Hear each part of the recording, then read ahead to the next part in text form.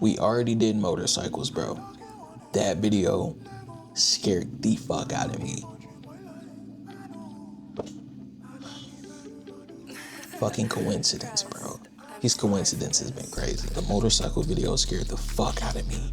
Bad.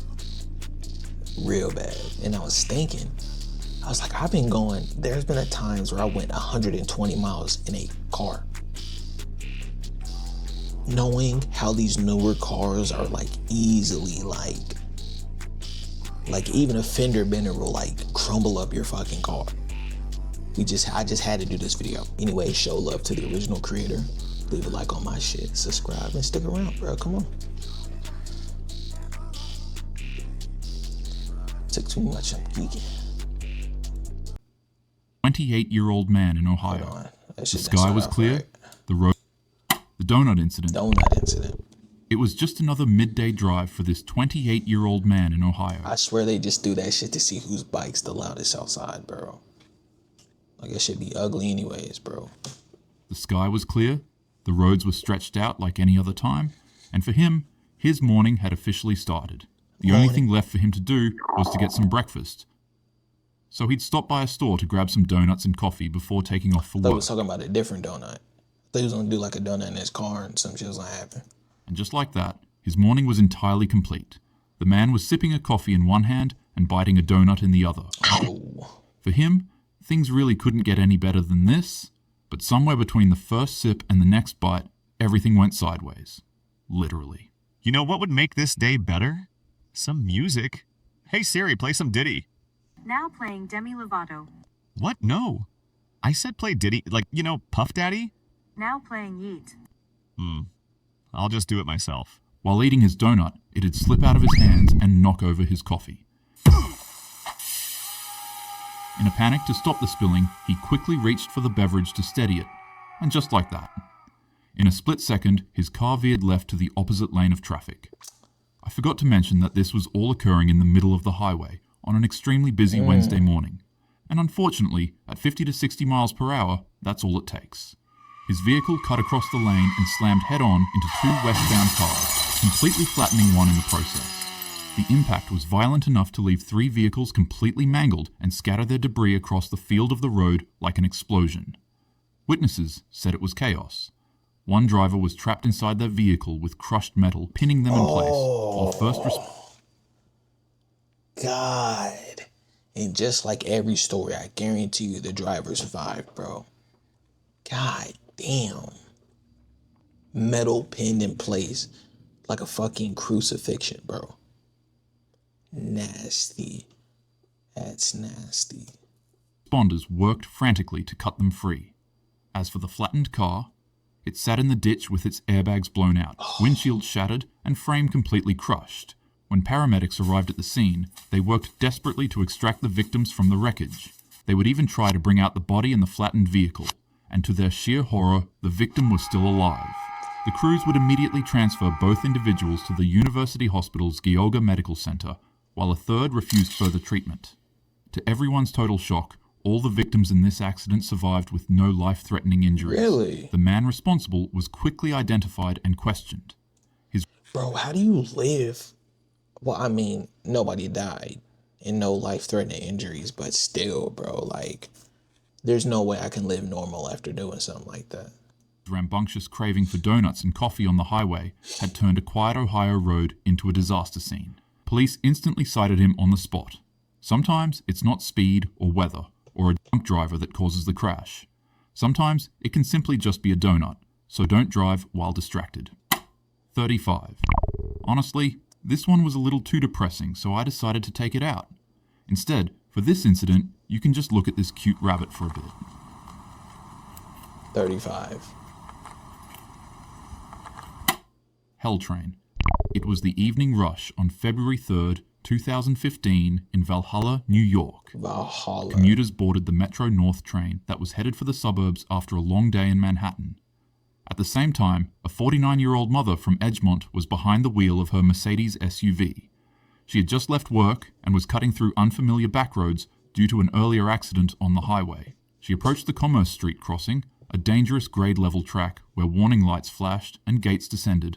But instead of stopping, as as you might have already guessed, her SUV ended up in the worst place possible, the tracks. Like any other normal person, you'd think that she would reverse her car out of harm's way, right? Well, you'd be wrong. Instead, she drove forward, accidentally stopping on the rails as the crossing gate came down behind her, pinning her vehicle into one place. She panicked quickly trying to find an escape, but without a second to react, headlights pierced the dark. The Metro North train, carrying hundreds of passengers, slammed into her SUV with catastrophic force. The impact drove the 5,000-pound vehicle nearly 1,000 feet up the tracks before ripping it apart. But that's only the beginning of what made this situation so terrible. When the train impacted her car, the rails snapped off the ground and speared through her SUV, right into the train's passengers. These rails would shoot up from the floor and send fire and sparks exploding onto the passengers. The first carriage completely erupted into flames as metal debris tore through windows and seats like shrapnel. At the rear of the train, riders only felt a slight bump, but up at the front, it was a pure nightmare. Oh my Smoke God. filled the cars, people screamed, and sections of rail shot through the cabin like burning javelins. People desperately clawed at jammed doors, but the heat was unbearable and too suffocating. The smell of burning seats, fuel, and flesh is all that survivors could remember when trying to escape. The scene was described as literal hell on a train. When the fire finally died down, 6 people were gone and 15 others were severely injured. Wow, all because she wanted to rush the train, bro. She better not be alive, bro. The SUV was obliterated and the train was left mangled and scarred by the flames. This remains the deadliest crash Oh in my, Metro, look and at the train that was pig. left mangled and scarred by the flames.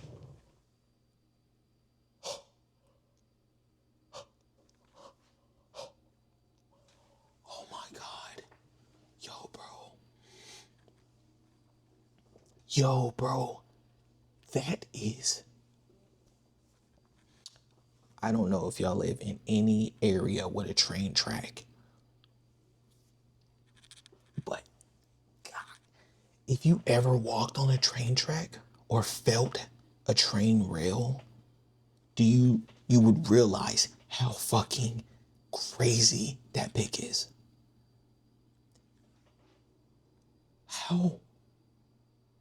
And these pieces were flying off, hitting people and burning people and impaling people, bro.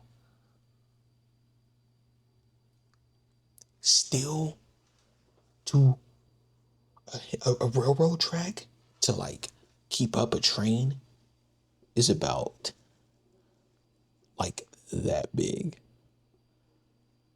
I'm not even in frame no more, bro. They're super heavy. And this shit went through the train. Holy shit. That's scary as fuck. This remains the deadliest crash in Metro North Railroad's history, and the moral is as simple as it is brutal. When you're on the road, always be attentive and learn to react quickly. Most of the time, roads are actually pretty boring, and honestly, they don't really have crazy things like this happening all the time, but in the rare case you end up in a situation like this, be prepared and always act fast. Shit. Guillotine. The stands were packed. Families, fans, and journalists gathered shoulder to shoulder, watching the 24 hours of Le Mans. Cars from Mercedes, Jaguar, and Ferrari screamed down the straightaways, pushing limits that the track itself had never been designed to handle. Then came lap 35. Mike Hawthorne darted... This is gonna be like one of those Final Destination incidents where like the car's going super fast around a turn. Whole section of the crowd gone. Toward the pits, braking hard in front of the Austin Healey driver. Macklin swerved to avoid him, but in doing so, he moved directly into the path of Pierre Levey, who was going at over 120 miles per hour. What happened next was unfortunately pure carnage. Levey's car struck Macklin's rear end and was launched into the air like a missile. The man's car literally started flying, and of course, it'd be aimed at nothing other than tightly packed crowds of bystanders enjoying their favorite cars racing on the track. The Mercedes would smash into the spectator in front of the grandstand. What is up with these car crashes all being Mercedes, bro? Mercedes signed a deal with the devil, bro. Don't ask me how I know. I know. On impact, it would immediately disintegrate. The car's heaviest components like the engine block, suspension, and radiator tore free and hurled into the crowd with the force of artillery shells, obliterating dozens on impact. Oh my God. However, the worst part was the hood. It was sharp, silver, and launched out of the car the fastest, making it form a spinning motion like a saw blade. The hood would fly into the crowd and sever the heads of multiple spectators watching in the stands. Survivors would later describe this scene as the hood decapitating tightly jammed spectators like a guillotine. By the time the smoke cleared, at least 82 people were gone and hundreds more were injured. This event would later on become known as the 1955 Le Mans disaster, and it would remain the most catastrophic accident in racing history. A little fun fact about this event is that the organisers wouldn't allow the race to stop. They'd ensure that the drivers kept competing so that the venue didn't ensue into a mass panic and block medical responders from being able to enter in. This event would be so shocking to the world at the time that multiple countries across Europe banned motorsports altogether until safety standards could be improved. No matter how exciting or important something feels in the moment, it's never worth risking lives by ignoring safety. One bad decision can hurt not just you, but everyone around you.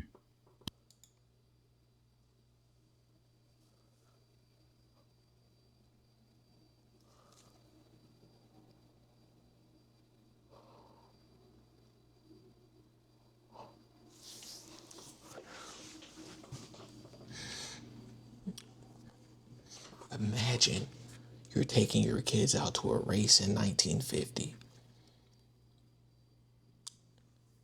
A car goes 20 feet in the air, crashes, parts come flying out, and decapitate everyone in front of you.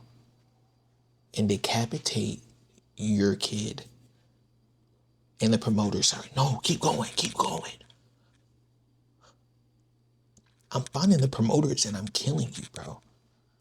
That is. And also, stay away from Mercedes-Benz. If you see a Mercedes-Benz on the road, please stay in the right lane, going under the speed limit around them, bro. Anyways, that's me. I love y'all. Subscribe, stick around. I love y'all. Peace.